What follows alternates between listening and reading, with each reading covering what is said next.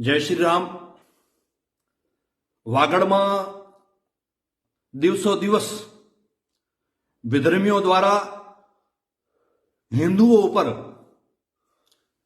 ઘાતક હુમલા વધી રહ્યા છે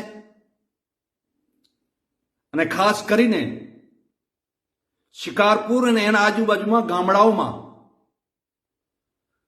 છેલ્લા મહિનામાં 3 થી 4 ઘાતક હિન્દુઓ ઉપર હુમલા થયા છે.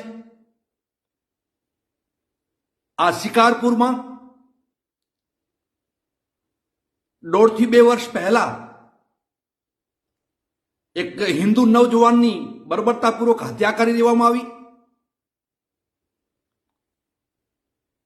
આ હિન્દુઓ ઉપર રોજ રોજ હુમલા થઈ રહ્યા છે. આ ક્યારેય સહન નહીં થાય.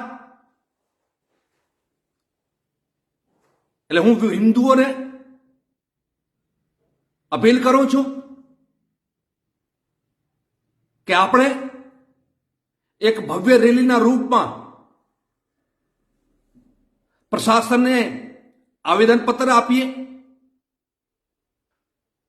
પ્રશાસનને આપણે પહેલા ઘણી વાર કહી ચૂક્યા છીએ